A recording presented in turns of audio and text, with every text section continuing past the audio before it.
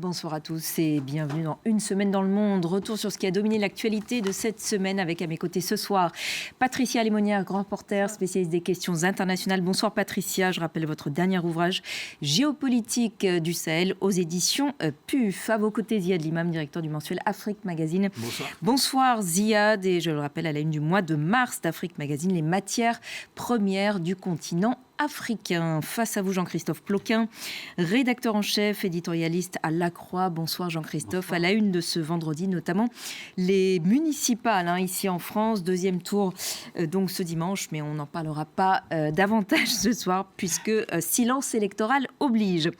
Et puis Laure Simoès est avec nous également ce soir. Bonsoir Laure, directrice éditoriale de Cartooning for Peace. Et je rappelle là aussi la sortie du dernier rapport de Cartooning sur les dessinateurs de presse menacés dans le monde.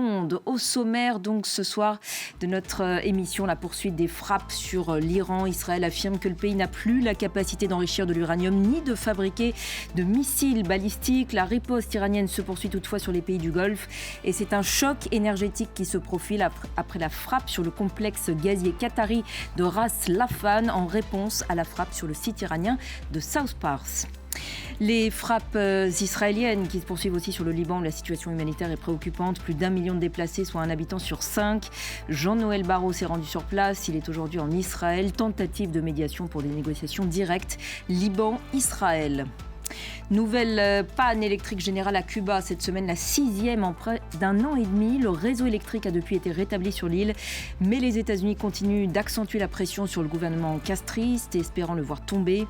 Donald Trump multiplie les menaces, affirmant même qu'il pense qu'il aura l'honneur, je le cite, de prendre Cuba. Et puis on dira un mot aussi de la destitution surprise du Sénégal du titre de champion de la Coupe d'Afrique des Nations au profit du Maroc. 2 mois après cette fameuse finale, le Sénégal dénonce une décision inique et dit qu'il va faire appel devant le tribunal arbitral du sport. Allez, on commence donc par ces frappes sur l'Iran qui se poursuivent toujours. De nouvelles figures majeures du régime éliminées donc cette semaine, à commencer par l'homme fort Ali Larijani, mais aussi le chef des Bassidji, celui des renseignements et le porte-parole des gardiens de la Révolution. Frappe aussi inédite, je le disais, cette semaine sur un site gazier majeur pour l'Iran, celui de South Pars dans le golfe Persique. Initiative visiblement d'Israël. L'Iran a riposté en ciblant un complexe gazier qatari. Conséquence, le cours du gaz s'est littéralement envolé. On va écouter Benyamin Netanyahou au cours d'une conférence de presse, c'était hier soir. Depuis le début de la guerre, il y a 20 jours, nous gagnons et l'Iran est en train d'être décimé. L'arsenal iranien en termes de drones et de missiles a été massivement endommagé et il sera bientôt détruit. Des centaines de lanceurs ont été détruits, leurs stocks de missiles sont durement attaqués, tout comme les industries qui les fournissent. C'est un point important. Voilà, Ziad, Benyamin Netanyahou affirme que l'Iran est en train d'être décimé, qu'Israël gagne la guerre, et c'est-à-dire que cette guerre est bientôt finie. Ça dépend qui on écoute. Enfin, ça dépend quel est le son et à quelle heure, à 8h, à midi, à 14h, à 18h, ce que dit Donald Trump, ce qu'il ne dit pas. Non, ce qui est sûr, c'est que si on essaye de faire un résumé, ce qui est sûr, c'est que les frappes sont brutales, violentes, efficaces, d'une certaine manière, que le régime perd des personnalités importantes comme Ali Larijani, mais il a, semble-t-il, la capacité de remplacer ces personnalités, en tous les cas, que la chaîne de commandement ne s'affaisse pas. Et on sait que cette chaîne de commandement ne s'affaisse pas parce que l'intérieur de l'Iran est toujours sous contrôle et que l'Iran arrive toujours... de plus en plus étroit d'ailleurs. Oui, et que l'Iran arrive aussi à tirer des missiles qui, en plus, ont l'air, moi je ne suis pas un spécialiste, mais ont l'air plus précis et plus efficace que lors des premières salves. La fermeture du détroit d'Ormuz, c'est toujours le cas. Il n'est pas littéralement fermé, mais en fait, personne ne passe. Oui, à part les bateaux iraniens et quelques autres bateaux chinois autorisés. Peut-être, etc. Indiens aussi. Et donc, les attaques sur les pays du Golfe, qui n'étaient pas, a dit Donald Trump, il a dit qu'il était stupéfait, mais enfin bon, on aurait pu se douter que ça allait arriver, sont efficaces. Les pays du Golfe sont maintenant dos au mur. mur. L'attaque sur le complexe du Qatar est plus que symbolique. C'est, moi, pour l'avoir vu, c'est une espèce de ville entière consacrée au gaz LNG qui alimente, je ne sais pas, 30% de l'Asie. Et ce complexe est durablement touché pour au moins 5 à 7 ans. Donc c'est la plus grande usine de liquéfaction du gaz au monde. Bienvenue au Qatar, oui, c'est la plus grande. Et c'est des dommages sur une longue durée. Donc, oui, l'Iran est durement touché, mais le mystère, c'est que ce régime ne s'effondre pas au point que Benjamin Netanyahou peut avoir un discours relativement victorieux parce que c'est ses buts de guerre à lui, mais on sent du côté américain beaucoup de confusion sur ce qu'il faut faire, ce qu'il ne faut pas faire, ce qu'il faut rajouter. Et ils sont poussés, et je m'en arrêterai là, et ils sont poussés à la surenchère parce que Trump ne veut pas donner l'impression qu'il pourrait perdre et qu'il pourrait ne pas arriver. Donc on a appris aujourd'hui qu'on va rajouter des bateaux, des Marines, qu'on va prendre l'île de Kar, qu'on va avec ça. Donc on est sur la perspective plutôt d'un conflit long. Et dans ce communiqué lu donc à la télévision d'État iranienne, Mojtaba Rahmani affirme lui aussi que l'Iran, je le cite, a vaincu l'ennemi. Donc il reste dans cette posture. On est dans un vrai brouillard de la guerre. Ça, si on pouvait mieux situer définir la situation aujourd'hui, tout le monde y va de sa déclaration. Les Qataris nous disent qu'il faut 5 ans pour réparer nos dommages sur le site de GNL. Quand on voit que les Russes sont bombardés régulièrement par certains missiles ukrainiens et que les Ukrainiens sont massivement bombardés, leurs centrales électriques, etc., eh bien, ils arrivent à les réparer beaucoup plus vite que 5 ans. Donc, on est dans des estimations qui sont complètement folles et hors parfois de la réalité. Je veux dire, on est dans un vrai brouillard quand même de la guerre, même si effectivement, aujourd'hui, qu'est-ce qui se passe ? C'est qu'on a une crise énergétique mondiale, donc on n'est plus dans une guerre régionale, on est dans une guerre économique totalement mondiale. Et on a les 2 hommes qui sont à l'origine de cette guerre, qui sont effectivement... à l'origine, en tout cas militaire, de cette guerre, qui sont le président Trump et le Premier ministre israélien, qui nous disent que ça va bientôt se terminer. Mais pour se terminer, il faut que le détroit d'Ormuz, s'ouvre. Parce qu'on voit, c'est impossible que Donald Trump déclare aujourd'hui la guerre gagnée par lui si le détroit d'Ormuz reste fermé. Ça, c'est totalement impossible. Il pouvait avant, mais là, maintenant, c'est pas possible. Donc, il faut que le détroit d'Ormuz s'ouvre, et puis il faut que les Iraniens acceptent d'aller à la table des négociations. Parce que si le président Trump dit « j'ai gagné avec mon petit pins de la tête à feu l'ayatollah Khamenei », et qu'il reçoit immédiatement après des missiles et des drones sur tous les pays du Golfe, on verra bien que la guerre n'est pas terminée. Donc, il y a urgence, effectivement, pour le président Trump et pour le Premier ministre israélien, parce que sans l'appui militaire et les armes israéliennes, il ne peut pas poursuivre cette guerre très longtemps, d'engranger un succès. Et le succès, c'est quoi ? C'est pour l'instant pas le démantèlement du régime iranien parce qu'il tient, mais c'est l'ouverture du détroit d'Ormuz. D'où cette préparation à laquelle on assiste aujourd'hui et depuis 2 jours, d'arrivée massive de 4 000, 5 000, 8 000 forces qui permettraient de faire des projections à terre. Projections à terre, soit sur la côte. Donc une invasion terrestre. Oui, projection à terre, pour maîtriser, parce que le détroit, pour faire passer les bateaux, ça ne va pas être 3 bateaux devant et 3 bateaux derrière, ça ne marchera pas, même avec des radars et des lasers anti-drones, etc. Ça ne sera pas suffisant, il vous faudra 10 ans, si vous voulez, pour évacuer tous les bateaux. Donc ce qui peut vraiment débloquer, c'est que les navires sortent. Et pour que les navires sortent, il faut qu'il n'y ait plus de menaces. Donc soit il faut occuper la côte, soit il faut occuper les petits îlots qui bloquent les détroits d'Ormuz, soit il faut prendre Karg. Enfin, il faut quelque chose. Et c'est le vrai problème de Trump aujourd'hui. Impossible d'arrêter la guerre sans ouvrir le détroit d'Ormuz. J'en finirai là pour pas être trop long. Jean-Christophe, toujours sur cette... on parlait du Qatar il y a quelques instants. Le ministre des Affaires étrangères qatari l'a affirmé hier. Les États-Unis ont perdu véritablement le contrôle de leur politique étrangère. Sous-entendu, elle est dictée par Israël. C'est un peu le sentiment partagé par beaucoup dans la région. C'est remarquable, effectivement, comme déclaration, parce que les Émirats arabes du Golfe Persique, ils s'étaient mis quand même sous la protection des États-Unis depuis des dizaines d'années. Et le Qatar particulièrement, il y a une grande base américaine qui est installée au Qatar. Et on se souvient que déjà, il y avait eu des frappes israéliennes qui avaient visé des représentants du Hamas au Qatar. Ça avait surpris tout le monde et les États-Unis, Israël avait été obligé de s'excuser.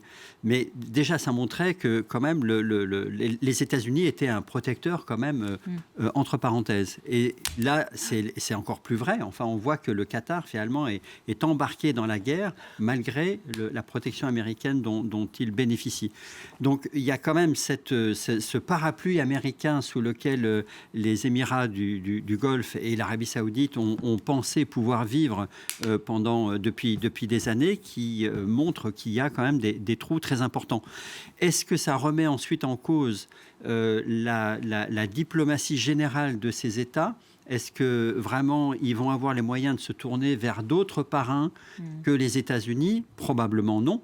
Ça reste des économies, d'ailleurs, pas seulement des États, mais aussi des économies qui sont très imbriquées avec le commerce international, avec le système énergétique international, et donc très imbriquées avec les États-Unis. Donc, ils sont dans une situation très inconfortable de devoir à la fois subir, finalement, cette politique et cette offensive américaine. Et très inquiets aussi pour leur image, hein. Bien sûr. Alors on l'a vu avec des dizaines d'arrestations de personnes qui ont filmé justement cette riposte iranienne sur les pays du Golfe, dont 3 Français arrêtés. Et on se rend compte que la liberté d'expression est quand même très limitée dans ces pays. Toujours concernant, disons, les remises en cause de l'action du président américain, on a vu Ziad aussi plusieurs voix s'élever au sein de son camp cette semaine, et pas des moindres. Il y a eu Tulsi Gabbard, notamment la chef du renseignement américain, qui, dans une audition, a contredit Donald Trump en affirmant que l'Iran n'avait absolument pas essayé de relancer ses activités d'enrichissement nucléaire depuis les dernières frappes de juin dernier. Et puis cette démission aussi de Joe Kent, un haut cadre de l'antiterrorisme, qui dans une lettre donc, a affirmé que l'Iran n'était là non plus pas du tout une menace imminente, contrairement à ce que Trump avait dit. Ce mécontentement, il est de plus en plus sonore, vocal aux États-Unis. Ça pourrait coûter cher à Donald Trump à l'approche des midterms, comme ça on peut coûter. Patricia parlait du brouillard, c'est aussi un peu le brouillard aux États-Unis. C'est-à-dire que oui, il y a des gens. Kemp, c'est aussi un personnage très particulier, très très à droite, très militarisé, très MAGA, pas de guerre à l'extérieur, qui a vécu une tragédie personnelle, etc. Donc, sa femme qui est morte. Voilà. Donc en combat bref. Et donc lui, il est en totale contradiction dans la théorie MAGA de pas de guerre à l'extérieur, America First. Tulsi Gabbard, c'est plus compliqué parce qu'on a l'impression qu'elle se couvre. C'est-à-dire, elle fait une déposition écrite dont chaque mot est absolument millimétré, parce que peut-être que dans X temps, il y aura des conséquences à cette guerre qui se dérouleront sur un terrain peut-être juridique aux États-Unis ou politique, etc. Donc elle dit, moi, ce que je sais, c'est qu'il n'y avait pas d'enrichissement, mais le président est le seul à pouvoir prendre des décisions. Ce qui est sûr, c'est que le camp MAGA est pour le moins désarçonné par la guerre, mais reste, on voit dans les sondages, le patron, c'est le patron. Bon, on n'aurait peut-être pas dû faire ça, mais voilà. Ce qui est plus embêtant pour lui, c'est le flottant de 35 à 40% d'électeurs qui ont voté pour lui, ou 35 qui sont venus pour lui, parce que justement, je vais défendre l'Amérique, America First, les prix des loyers, le prix de l'œuf, le prix du lait, le prix de la voiture, etc., qui se disent, mais c'est quoi ce délire ? Et ce délire qui se rajoute à d'autres délires aux États-Unis, l'ICE, les migrations, les violences, etc. Donc c'est ça le danger pour lui. Et lui... faut se rappeler de l'égocentrisme du personnage. C'est-à-dire qu'il y a 2 choses qui le horripilent. La première, c'est qu'on laisse entendre qu'il est manipulé par Netanyahou. Et ça, c'est très clair, parce que les réactions sont très impulsives. Et en même temps, il dit qu'on ne lui a pas dit, mais on lui a dit. Enfin bon, ça ne tient pas la route. On sent que ça le gêne beaucoup. Et 2, l'idée qu'on puisse dire qu'il perdrait la guerre. Et là, pour lui, c'est la catastrophe, parce qu'en arrivant au midterm, il est déjà lame duck, parce qu'il ne pourra pas se représenter, comme on dit aux États-Unis, dans 2 ans et demi. Donc s'il arrive, j'ai perdu la guerre, c'est le bazar en Moyen-Orient, etc., il n'est pas bien. Et pourtant, Benjamin Netanyahou et ce sentiment que le Premier ministre israélien a les mains libres et que Donald Trump ne peut rien faire face à cela, on l'a aussi ce sentiment, enfin beaucoup l'ont dans la région par rapport à ce qui se passe encore à Gaza ou encore en Cisjordanie occupée. Oui, enfin, c'est très sensible dans certains pays, Qatar, mais aussi à Oman. Enfin, Oman est dans les Omanais qui ont vraiment servi les go-between jusqu'au dernier moment et qui ont su ce qu'il y avait quand même dans les derniers accords de paix. La veille de la guerre, le Premier ministre omanais appelait Washington en disant mais on aura... Enfin, ils avaient obtenu la dilution, c'était même pas la sortie, la dilution des 450 kilos. Ils avaient obtenu la réduction du programme sur les missiles. Enfin, ils avaient obtenu ce qu'ils n'avaient jamais obtenu. Alors, évidemment, les Iraniens allaient essayer encore sûrement de gagner du temps. Je ne dis pas du tout que c'est des anges. Mais donc, les pays du Golfe certains sont en tout cas très fâchés. Dire que dans 15 ans ou dans 5 ans ou même dans 2 ans, ils penseront toujours à cet abandon des États-Unis, à cette guerre fatale momentanément. J'en suis pas sûre. Ce sont des gens qui sont faits pour des affaires, et s'il faut faire des affaires avec les États-Unis, on refera des affaires avec les États-Unis. Ça, on oublie vite. Vous savez, l'information chasse l'information. Le pays aujourd'hui qui est le plus dramatiquement touché, qui est touché dans sa chair, c'est évidemment l'Iran, avec toutes ces destructions. Enfin, quand même, ce site gazier, c'est 70% de l'approvisionnement de la population iranienne. C'est pas qu'une machine à cash. C'était effectivement une machine à cash puisqu'ils exportaient sur les Turcs, les Azerbaïdjanais.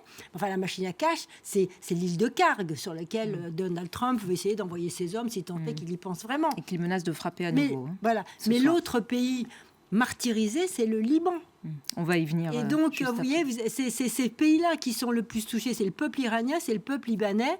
Quant aux autres, à mon avis, ce qu'ils veulent, c'est vite qu'on libère ce détroit pour refaire du business et reconstruire un petit peu ce qui a été cassé. Laure, les dessins sur ce vaste thème, on va dire. Oui, tellement vaste que je ne vous présente ici qu'un échantillon, mais ça n'a pas été simple de le choisir. On va commencer par un premier dessin du dessinateur suisse Hermann pour la tribune de Genève sur le régime iranien qui résiste mieux que prévu. Ziad, tu parlais tout à l'heure de la chaîne de commandement. Tu l'as là, sous tes yeux, Iran, de nouveaux dirigeants éliminés. Et il y a d'un côté la fabrique de Shahed et de l'autre côté la fabrique de chefs. Ça tourne encore. Un autre dessin du dessinateur français Mikaya, parce que ce qui a le don d'énerver Trump, on va le voir dans quelques secondes, je l'espère. Voilà. Guerre USA-Iran, Donald Trump très impliqué. Tuez-moi ce fumier d'Ormuz, ce n'est pas un Molin, c'est un détroit. Alors, c'est un dessin évidemment très drôle, mais qui pourrait paraître comme ça anecdotique, mais en fait qui dit tout de l'impréparation de Trump dans cette guerre. Donc, il m'a fait bien rire, je voulais le montrer ce soir. Un autre dessin du dessinateur américain cale le refus de l'OTAN cette semaine de lui venir en aide le rend évidemment furax. Il y a quelque chose de très vaudeville dans ce dessin où on voit Trump qui est ce pyromane à la recherche subitement d'un pompier et puis tous les membres de l'OTAN qui craignent un petit peu sa réaction. Donc ça a quand même été un nom qui a été formulé cette semaine de la part de l'OTAN et de quelques pays et de l'Europe. Un autre dessin de Rodot, dessinateur français que je trouve aussi très drôle. Il commence à y avoir un petit peu d'eau dans le gaz, on l'a très bien dit tout à l'heure, entre Trump et Netanyahou, guerre en Iran. C'est faux, on ne s'enlise pas. Dit Bibi, on ne va pas s'enliser. Hein. Donc on parlait justement de cette...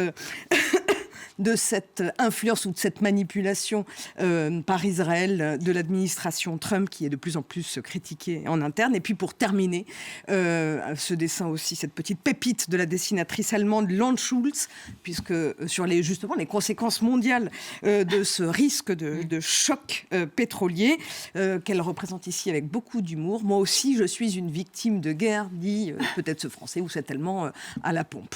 Merci beaucoup Laure pour ces dessins très juste. Allez, on en vient maintenant, on l'évoquait il y a quelques minutes, à la situation humanitaire du Liban, chaque jour plus préoccupante. 1 million de déplacés dans le pays, soit un habitant sur 5, du fait des frappes israéliennes. Celles-ci se poursuivent sur le sud du pays, mais aussi sur le centre de Beyrouth. Selon un dernier bilan, au moins 1001 morts, dont 118 enfants, 2584 blessés également. Le ministre des Affaires étrangères français, Jean-Noël Barrot, s'est rendu sur place hier pour une nouvelle fois apporter son soutien aux autorités libanaises et se placer en médiateur potentiel dans cette crise. Il était aujourd'hui d'ailleurs en Israël. On va écouter sur le soutien français au Liban Emmanuel Macron. On ne pense pas que la lutte contre le Hezbollah ou soustraction de ses armes puisse se faire par une puissance tierce. Et donc nous pensons que l'opération militaire terrestre israélienne, comme les bombardements, ne sont pas adaptés et même sont inacceptables au regard du droit international, comme de l'intérêt même et des Libanais et de la sécurité d'Israël dans la durée. Jean-Christophe, tel que ça se profile, on se dirige vers une invasion terrestre israélienne à grande échelle. C'est ça le risque ? C'est le risque. Enfin, les Israéliens veulent contrôler le sud du Liban. Je ne pense pas qu'ils iront jusqu'à Beyrouth. L'enjeu qui se fixe, c'est vraiment de détruire le Hezbollah. Mais le Hezbollah existe à la fois comme force paramilitaire ou comme force militaire, mais aussi comme force politique. Et donc, c'est un peu la même problématique qu'avec le Hamas à Gaza. C'est-à-dire, on peut détruire des capacités militaires. La force politique et aussi, je dirais, l'idéologie, la raison d'être d'un mouvement politique ne se détruit pas avec des bombes. Et au contraire, on peut penser que les bombes ne vont faire que renforcer dans une partie de la population libanaise, finalement, le soutien au Hezbollah. Et imaginons que le Hezbollah que le leadership politique continue à être décapité, eh bien, il y aura peut-être un autre mouvement qui se créera, qui s'appellera pas Hezbollah, mais qui remplira en quelque sorte la fonction de Hezbollah. Cela dit, c'est vrai qu'à l'échelle libanaise, il y a aussi des Libanais qui reprochent très amèrement au Hezbollah d'avoir voulu se mêler finalement d'une guerre qui, au départ, était entre les États-Unis et Israël et l'Iran. Et on comprend pourquoi le Hezbollah a voulu, de son côté, envoyer en forme de soutien à l'Iran des missiles sur Israël qui ont du coup déclenché la riposte israélienne. Mais voilà, c'était clair que le Hezbollah allait attirer la foudre aussi sur la population libanaise et notamment sur cette population du sud du Liban, qui est celle qui, aujourd'hui, 1 million de Libanais qui ont été obligés de fuir leur domicile pour éviter d'être justement tués dans cette guerre. Donc cet enchaînement de faits, enfin ce que rappelait Emmanuel Macron, effectivement, Israël est clairement en violation du droit international avec ces frappes extrêmement violentes, avec une disproportion de la fureur guerrière, et en même temps le Hezbollah qui n'a pas su se retenir en quelque sorte, le Hezbollah qui se veut un mouvement libanais, mais finalement qui attire l'enfer sur le Liban. Donc voilà, le Liban est aujourd'hui à nouveau emporté dans cette guerre dont il ne veut pas en fait. Patricia, le fossé se creuse chaque jour un peu plus justement entre l'État libanais et le Hezbollah. C'est-à-dire, qu'est-ce que c'est qu'aujourd'hui le Hezbollah au Liban ? Le Hezbollah au Liban est quand même pris en main et dirigé encore par les gardiens, et aujourd'hui dirigé par les gardiens de la Révolution.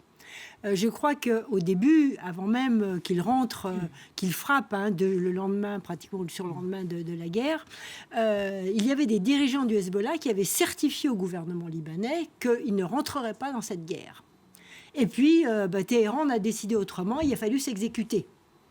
Alors aujourd'hui, après plus de 2 semaines, 3 semaines de guerre, qu'est-ce qui se passe ? On a toute une population chiite, essentiellement chiite, qui est poussée, donc organisée par le Hezbollah sur un plan social, souvent, etc., qui est poussée dans des quartiers qui ne sont pas chiites, sunnites, chrétiens, etc., qui cherchent refuge, puisqu'il y a les ordres d'évacuer 1 million. Les autres populations commencent à voir d'un mauvais œil tous ces gens qui arrivent, parce que parmi eux se cachent des membres du Hezbollah. Donc vous louez une chambre dans votre maison avec un membre du Hezbollah, s'il est repéré par l'aviation israélienne, votre maison risque d'être pulvérisée, ou au moins l'étage où vous habitez. Donc aujourd'hui, on s'est aperçu que dans plusieurs quartiers, les quartiers chrétiens de Beyrouth, la partie sud de Beyrouth aussi et d'autres villes, eh bien, les communautés, les responsables des communautés demandent aux gens de s'organiser pour surveiller s'il n'y a pas des gens qui sont indésirables dans le quartier. Et cette organisation communautaire fait ressurgir effectivement l'horreur aux yeux des Libanais, c'est le spectre de la guerre civile qui a duré si longtemps et qui était si meurtrière. Donc c'est la crainte aujourd'hui des Libanais, on n'en est pas là.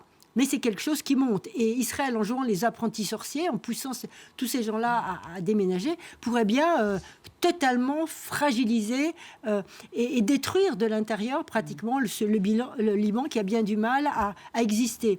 D'où les interventions françaises, alors aussi timides soient-elles, enfin, c'est ça, en est-ce tout qu'elles cas, sont encore audibles et à commencer oui, par Benyamin Netanyahou? Alors, les interventions françaises, je tâcherai d'être brève.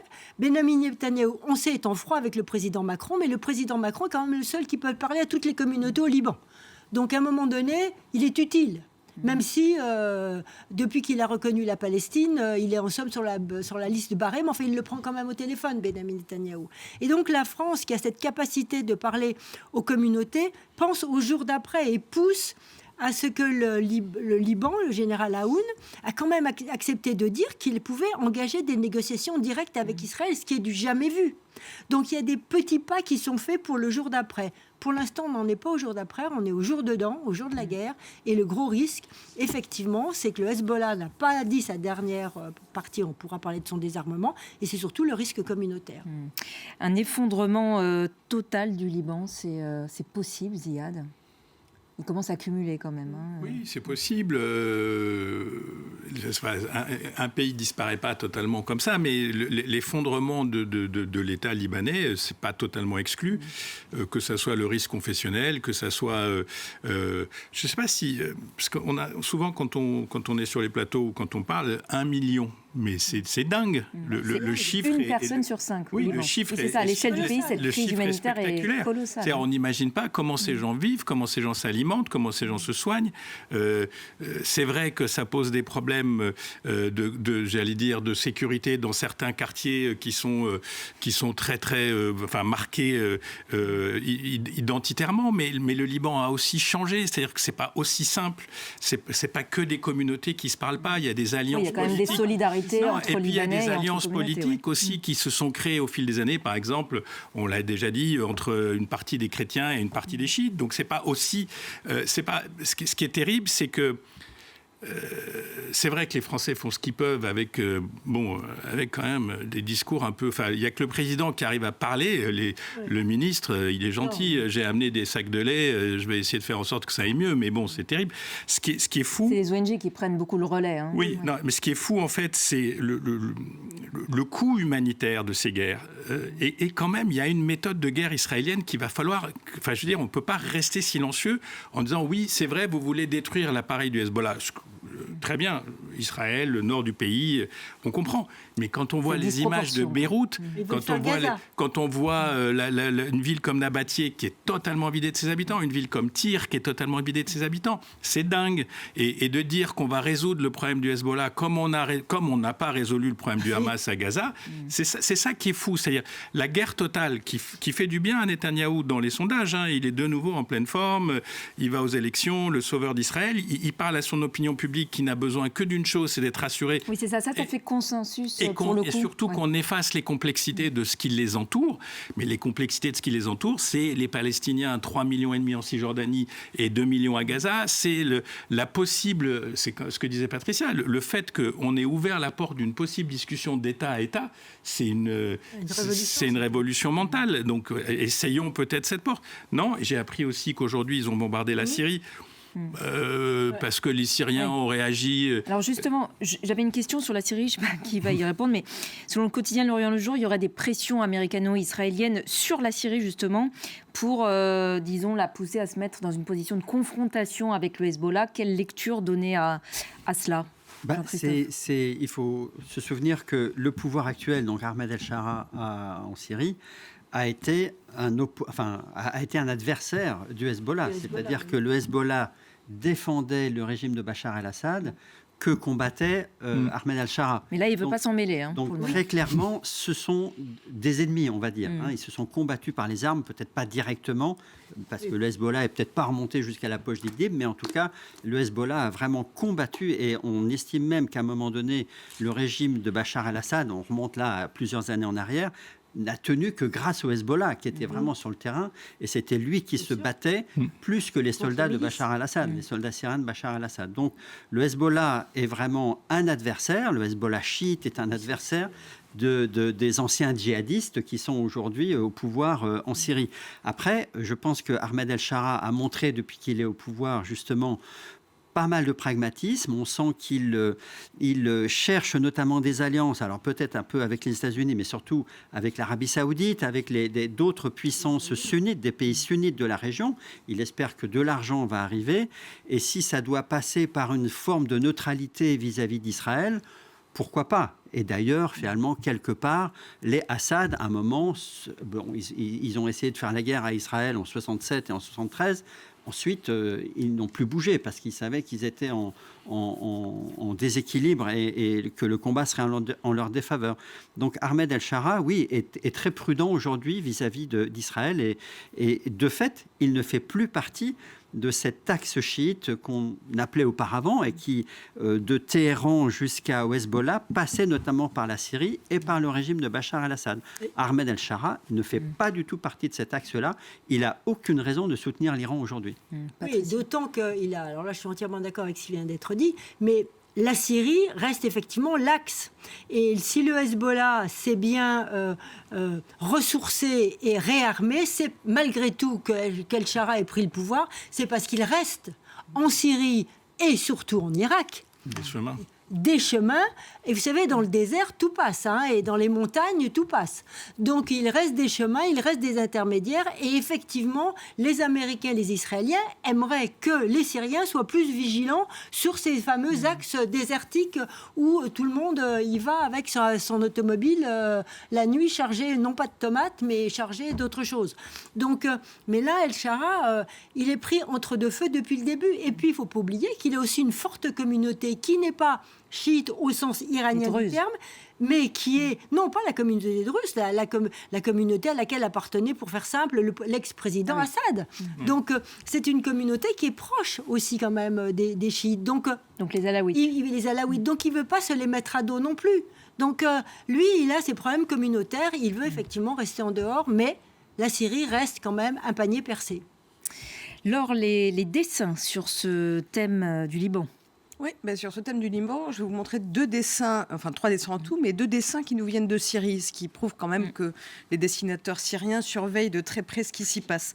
Ce premier dessin du dessinateur, donc Fad Bahadi, sur les bombardements israéliens qui se multiplient contre le Hezbollah, qu'on voit ici représenté comme un peu l'épouvantail de Téhéran, mais on vient de le dire, au prix d'un bilan humain qui s'aggrave de jour en jour. Cet autre dessin du grand dessinateur syrien Fares Garabet, qui montre ce chassé-croisé entre l'armée israélienne, donc qui arrive par le sud Liban, et puis ce million de Libanais déplacés. Je trouve le traitement graphique de ce dessin presque poétique pour mieux mettre en avant l'absurdité de cette guerre. Et puis pour terminer, un dessin du dessinateur d'Arabie Saoudite Amin Al-Abara, qui a retravaillé, revisité le drapeau libanais avec ce cèdre qui est désormais souterrain. C'est à la fois l'image d'un pays otage, on l'a dit, dans la guerre, et puis c'est surtout aussi ce qui est frappant. Ici, on entendrait presque le silence de la communauté internationale et la solitude du peuple libanais qui est représenté dans ce dessin. Et qui s'écroule. Merci beaucoup, Laure. Allez, nouveau thème d'une semaine dans le monde ce soir, c'est Cuba et cette nouvelle panne électrique générale sur l'île. La 6e en près d'1 an et demi. Le réseau électrique a depuis été rétabli, mais les États-Unis continuent d'accentuer la pression sur le gouvernement castriste pour qu'il s'ouvre vers une économie de marché. Selon Marco Rubio, les mesures annoncées par le gouvernement permettant à la diaspora d'investir sur l'île et d'y détenir des entreprises privées sont loin d'être suffisantes. Donald Trump, lui, multiplie les menaces, affirmant même qu'il pense qu'il aura l'honneur, je le cite, de prendre Cuba. On va écouter tout de suite Marco Rubio. En fin de compte, leur économie ne fonctionne pas. C'est une économie dysfonctionnelle. Ils ont survécu grâce aux subventions soviétiques, puis du Venezuela. Ils n'en reçoivent plus et sont donc en grande difficulté. Les dirigeants ne savent pas comment faire. Ils doivent donc mettre de nouvelles personnes aux commandes.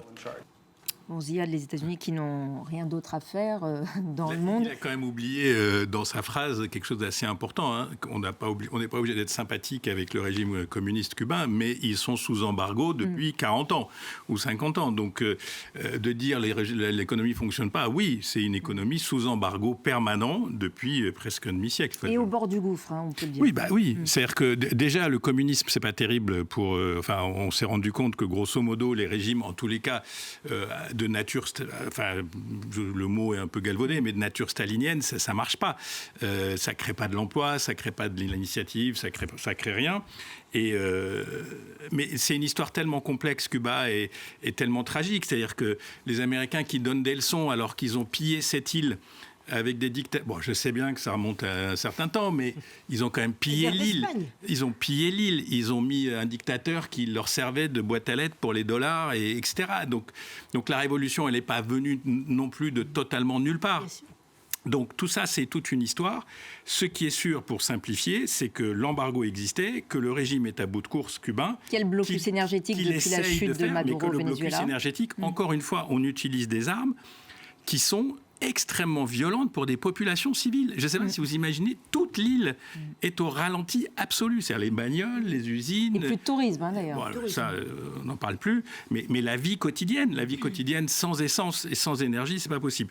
Et dernière chose, pour Trump et pour Rubio, mais pour Trump, je pense que ça fait partie du grand plan de ce qu'il appelle l'hémisphère américain, et qu'on ne va pas discuter pendant des semaines avec des post-communistes, etc. La doctrine Donroe. Mais encore une fois, pour faire quoi ? Il y avait un article dans un quotidien du soir d'aujourd'hui qui disait que les Cubains disent « mais vous voulez quoi ? Est-ce que moi je m'en vais ? Est-ce que c'est tous les Castro qui s'en vont ? Est-ce que c'est pour mettre quel régime ? Et en face, il n'y a pas de réponse, puisque par ailleurs, on est un peu embringué dans une guerre assez massive dans le Golfe, sans parler de l'Ukraine et de Vladimir. Donc c'est compliqué. Patricia, Donald Trump donc, pense qu'il aura l'honneur, dit-il, de prendre l'île. C'est difficile de savoir exactement ce qu'il a en tête à travers cette expression, mais l'objectif, ce serait quoi ? Un regime change, donc un changement de régime, ou disons s'accommoder avec peut-être des nouvelles têtes au sein même de ce régime, donc un scénario à la vénézuélienne ? Mais Ziad l'a très bien dit, hein. Les Cubains se demandent mais qu'est-ce que vous voulez ? Et j'ai envie de dire, c'est pas que les Cubains, c'est même le gouvernement. Oui. C'est même le gouvernement castriste qui demande aux États-Unis mais qu'est-ce que vous voulez ? Dites-nous la marche à suivre. Ils ont quand même proposé aux entreprises américaines de lever toutes les restrictions sur les entreprises américaines et de venir investir à Cuba. Enfin, je veux dire, alors vous associez avec les Russes et puis alors vous montez votre business, vous prenez le pays. Voilà ce qu'a dit le régime cubain. Vous prenez le pays économiquement. Et puis, sous-entendu, si vous voulez qu'on s'en aille, ça c'est dans le sous-entendu, mais c'est presque compris. Donc, le régime cubain est à bout de souffle, la population est exaucée, enfin, j'allais le dire en anglais, est exténuée. Et donc, il va tomber comme un fruit mûr. Et donc, Donald Trump n'aura qu'à le ramasser. Et ce qu'il faut qu'on comprenne chez Trump... Enfin, on sait tous parler de Trump maintenant autour de cette table, et même tous les Français dans le monde entier. Mais ce qu'il faut comprendre, c'est qu'il veut laisser quelque chose dans la postérité. Et sa vision de lui inscrit dans la postérité, eh bien Cuba s'inscrit dans son schéma. Récupérer ce qui était en fait, ce qu'il considère comme faisant partie de la grandeur de l'Amérique, donc Cuba, le Groenland, le Canada, enfin on verra. Tout ça pour être un nom qu'il lègue à la postérité. Donc il faut savoir qu'au nom de la postérité, il faut qu'on s'habitue à ce qu'il fasse tomber des États comme des fruits mûrs, à l'image de Cuba. Et sur ce dossier, Jean-Christophe, très grosse influence, on le sait, de Marco Rubio, lui-même d'origine cubaine, sur ce que décide Donald Trump. Oui, je crois que Donald Trump a même dit un jour que Marco Rubio sera peut-être le prochain un jour dirigeant de Cuba. Donc on voit bien un peu le côté un petit peu ubuesque aussi de la diplomatie à Washington.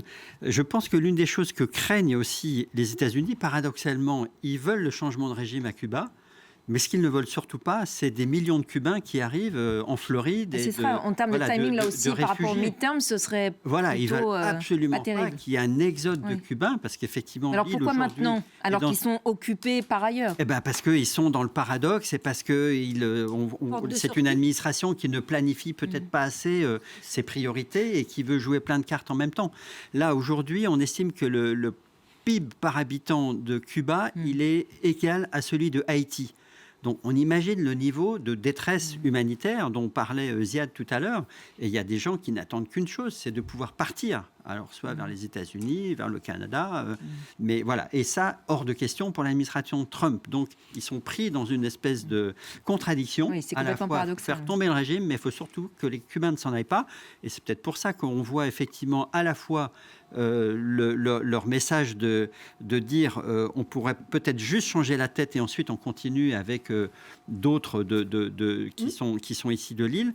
Et effectivement, comme disait Patricia, on voit les messages qui sont envoyés aux investisseurs américains pour qu'ils viennent investir dans le tourisme, dans l'énergie, dans les infrastructures. Donc oui, on est peut-être en train de voir la donne changer, mais à condition que les Cubains ne fuient pas. Laure, le regard des dessinateurs sur ce qui se passe à Cuba. Ben oui, on va commencer par un dessin de la dessinatrice états-unienne Nancy Ohanian pour l'annonce faite par Trump. Donc, il a l'honneur de prendre Cuba. Donc, évidemment, la dessinatrice a parodié la célèbre photo de Joe Rosenthal de 1945, le lever de drapeau sur Iwo Jima, marquer l'histoire, c'est ce que disait Patricia. Mais on en a ici une représentation. Un autre dessin du dessinateur cubain Ramsès, qui pour le coup est réfugié à Genève. Voilà comment il représente ces pourparlers. Cuba qui, à gauche, se consomme comme un vieux cigare, donc la révolution en bout de course. Et puis en face, les investissements américains, les attributs du capitalisme. Et au milieu, donc le peuple cubain. On va voir à quelle sauce il va être mangé. Mais je veux terminer avec un dessin du dessinateur cubain fait à Cuba, Falco, qui se passe de mots. Magnifique image sur donc on l'a dit, ces coupures d'électricité quasi permanentes à Cuba depuis maintenant des mois, qui annoncent que quelque chose quand même est en train de s'éteindre à Cuba, et que voilà, on espère, je ne sais pas comment, mais que les Cubains retrouveront la lumière prochainement. Et un grand merci en particulier à lui de nous avoir malgré tout envoyé ce dessin qui qui en dit long. Fait sans doute effectivement à la bougie. Enfin, en tout cas, c'est ce que ça laisse entendre. Merci beaucoup, Laure. Allez, un tout dernier mot réservé à Ziad, sans transition, le grand spécialiste du foot. Bon, il faut quand même qu'on en parle, ce coup de tonnerre, Ziad, au sein du milieu du foot africain, destitution surprise du Sénégal du titre de champion de la Coupe d'Afrique des Nations au profit du Maroc 2 mois après la finale, décision incompréhensible pour beaucoup. Le Sénégal dénonce une décision inique et dit qu'il va faire appel devant le tribunal arbitral du sport.